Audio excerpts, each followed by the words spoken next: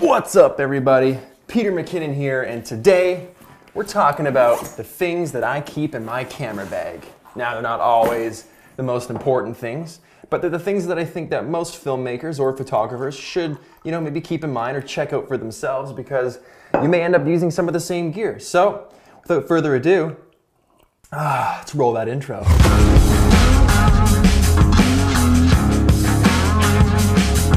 Welcome back again. Great to have you here. Nice to see you. I figured I would take a little bit of time today to go over some of the stuff that I carry in my camera bag. A few of you have been asking. I've been updated since. I've added a few things. I've taken a few things away. I think sometimes it's important to watch these types of videos because certain gear does absolutely enable you to get certain types of shots and think different ways. So it's really interesting to me to see how different filmmakers and filmmakers that I look up to, photographers that I look up to, it's really cool to be able to see what they carry with them as tools to create the art that I'm a fan of. And I want to take a quick minute to thank our sponsor for this episode, Squarespace. If you're looking for a website, a blog, a store, somewhere to put your portfolio, these are the guys to go to. It's an all-in-one platform where everything is taken care of for you. You don't have to worry about stuff like patching, upgrading, installing, none of that. Gone are the days. Tons of beautiful, award-winning designer templates to choose from. They've got award-winning 24/7 customer service, so you're never left hanging. They make domains easy. They make the whole thing easy. If you want to make the jump, head over to squarespace.com/McKinnon, enter code McKinnon at checkout, and save 10% off your first purchase.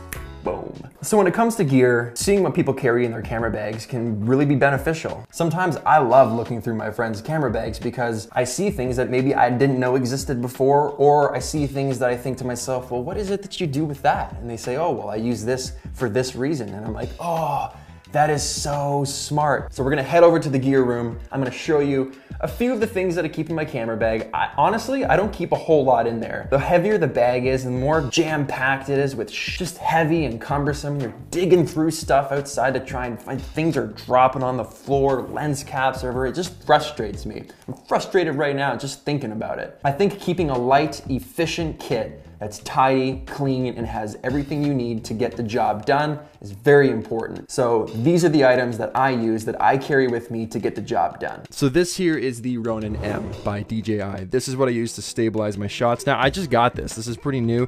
I've used it before, and I'm not new to 3-axis gimbals. I've used the Movi M10 and all those different types of things, but this one I specifically got just because it was a little cheaper. It was exactly what I needed to get the job done. So if you guys are looking for steady, smooth shots that aren't in slow motion, you want to track somebody or follow somebody in a shot, this thing here is amazing. This will balance DSLRs, it'll mirrorless cameras, bigger cameras, that kind of stuff. But if you're gonna balance a camera like I'm using, which is the 1DX, you need to get the extension rods for it to balance out that center of gravity, because the camera's too tall, which means it's top heavy.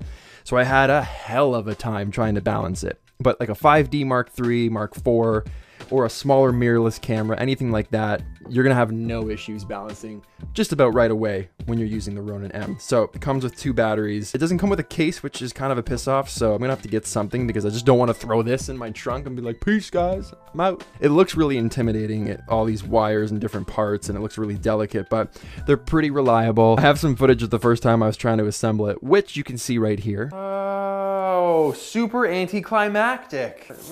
What the hell is all this Oh my god. Oh, this is gonna take forever. I'm gonna be here for days. Who invented this? But after the first time, it goes like a breeze, super, super fast. It also comes with this tuning stand, which you set up to help tune. The one downside is you have to bring this with you if you're gonna be shooting outdoors, because if it ever needs to be retuned or calibrated or balanced, you have to bust this out, because there's nowhere to actually sit this down when your camera's on it. So you're either holding it or you're putting it on the tuning stand. So if you're gonna use the Ronin, this has to come with you. Okay, next up, let's talk lenses. This is the 35mm 1.4 L series Canon lens. Pretty good lens, I dig it. The only thing about this lens that I don't like is it's got some purple fringing. So if you're gonna use it for photography, when you get into shooting highlights and stuff like that, or your sky's blown out, you're gonna see a lot of purple fringe around your photos. And I find it especially bad with the 35mm. However, 35mm is an incredible focal length for just about everything. It's great for portraits, it's great for landscapes, it's a really good all-around lens. So eventually you should make sure you have a 35mm focal length. Next up is the 14mm super wide lens. Look at that element. You can't actually put a lens cap on this, but I don't really use lens caps because they just slow me down. Super wide lens, you don't get lots of distortion on the edges, which is really good, so I like using this one. And this is my favorite lens ever in life. I think I showed you guys this back on the first gear video that I did. But this lens is the 7200 2.8 Mark II image stabilized lens. So it's stabilized, all the zoom is internal, so nothing telescopes out of the lens, which is great. All that nice B-roll is done with this because it really compresses the background. It gives you an incredible bokeh, makes that background super silky smooth, and it just looks insane. So this lens is what I use when I'm gonna do a portrait where I really wanna isolate somebody or blow out the background or get some really good B-roll, because the image stabilization is nice and it's just, I don't even know, it's just magic. It's just like the nicest lens ever, okay? So this is a 100mm macro. They make an L version of this, but honestly, I don't really think you need it. I use this for product shots, close-up shots. If you're gonna shoot someone's eyeball or something like that, this will get really, really, really close. But if you're gonna get that close, you probably want this on a tripod, especially if you're doing video with it. If it's photos, you might not need to, but all around, really, really good lens. Okay, this is the 24mm. I use this lens everywhere. This is my absolute favorite lens. It's beat to hell. I don't use a filter on it. I barely ever use caps on it. It's been in the oceans, been hit by bullet casings. It's, honestly, it just won't die. I'm almost looking forward to it dying so I can get a new one, because I don't even have the rubber ring anymore. All the weather seal around the edge is pretty much broken.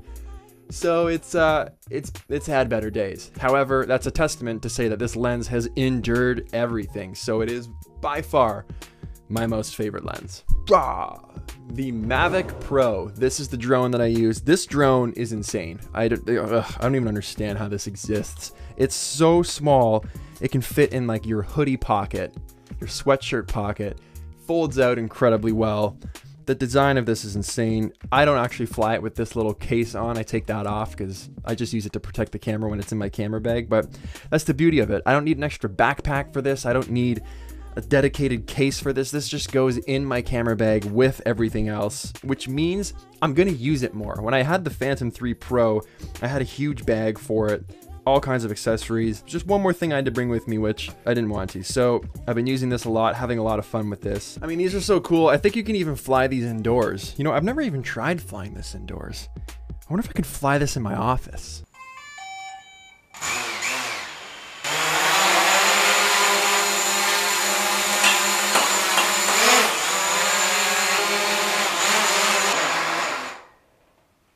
Never again. Okay, when I'm vlogging on the go, I use the Rode Mic Pro. As you guys know, I hate the battery door to death. I think this is the worst design ever in life. However, the mic is really good. It's got nice options on the back for amping up those decibels if you want to get a little more volume out of it. I always throw this in the bag just in case. A stabilizer gimbal for your phone. It sets up in seconds, and it's just really good if I want to get some quick B-roll footage and I want my shots to be steady. Now, I will say it doesn't work the best with the iPhone 7 Plus, I've noticed. You get a lot of jittering because I think the stabilization on this and the stabilization that's on the phone, I think they fight together. So you kind of get some kind of jitter. I'm going to do a whole video on that, to be honest, in the future with iPhone videos. So I'll probably have more to talk about then. But for now, any smartphone goes on this, so it's not just the iPhone. Really, really handy. It's in a small package. It's not very expensive, and it fits in this little bag. So you're able to just toss that in your camera bag, throw it in the back seat of your car, and it's there in case you need it. Okay, for audio, I'm using a couple things. I use a Zoom H4n if I want to record off-camera audio. This is a field recorder. So it's got a microphone up here, it's got two XLR jacks on the bottom, and you can plug lavs into this, you can plug boom mics into this, you can plug anything into this. So this is really good to record really high quality off-camera audio, and then you can sync it later in post. Also got a couple sets of Sennheiser G3 lavs. So this is what you guys typically see me using when I'm doing my tutorials, when I'm doing any kind of videos. I'm always using these. I plan to switch this out to a boom mic just because I'm done with it. I'm done wiring myself up with a mic pack for every video. It's just kind of uncomfortable, a little bit of a pain in the ass. However, the audio is really reliable. If you're gonna do any talking head stuff or interview stuff, these are great. Okay, this thing I use all the time. This is a Mophie 5x portable battery charger. I think it's full.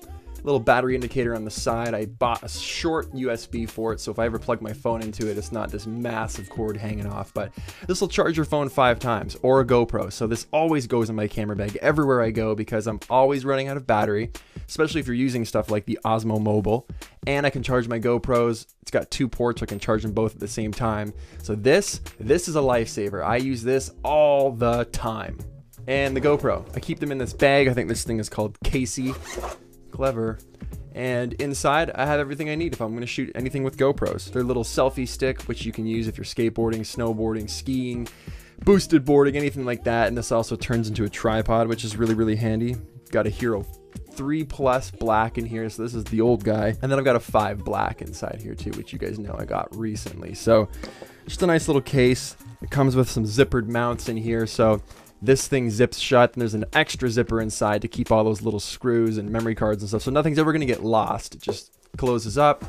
It's a nice hard shell case. That toss that in my backpack or in the back seat, and then everything is contained to this nice little package. So this, I'm a big fan of this. Boom. And then we got these little gear bags. I keep these little bags with me, and I'll link all this stuff below so you can find them. And inside here I've got more little pouches that have a bunch of compact flash cards and CFast cards and that kind of stuff. It's all about organization. I've got extra batteries for the 1D in there, extra batteries for the Mavic, and then I've got an intervalometer in there that you guys saw in that time-lapse video. These little pouches are nice to have because they just segregate everything, and you can have like 4 or 5 of these. You can have one for audio, you can have one for batteries, you can have one for cables. You just drop them all in, and then everything is nice and tidy. It's all about having nice, tidy stuff. Okay, so it's important to remember that these aren't things that you need to have. They're things that make the job easier. They're things that I use to get the job done. Some of those things do make my job easier. Some of them make my life more difficult. Like that DJI Ronin is a pain in the ass. That thing sucks to tune and balance. It's heavy. Like, how do you just carry that on an airplane? How do you carry that anywhere? It's just, you know, sometimes those things are the pains of filmmaking. Yes, it's a pain in the ass, but those things separate us from the people that aren't willing to put in the work to get the shots. I will hike with that thing. I will hike with heavy cameras and lots of lenses so that I get home and when I start editing, I'm like, oh, hell yeah, look at this shot. And I would never have got that shot if I didn't bring all that crap with me. Now, there's also the other side of that discussion, which is sometimes it's not practical to bring so much crap with you. It's heavy, your shoulders get tired, your arms get tired just carrying the stuff, which means when you actually go to shoot, you're already exhausted. So don't be discouraged if you can't afford any of this stuff, or don't be discouraged if you don't have any of this stuff. Just use it as a means to understand my process a little bit better. Okay, so that's where I'm gonna end it today. Thanks so much for watching this video. Like I mentioned, all the links are below if you wanna check out any of that gear. Hit that like button, subscribe if you aren't already, and we've got so much to film this week. We're just dipping our toes in right now. Like, we're scratching the surface. What do they say? We're barely scratching this. I'll see you guys next time.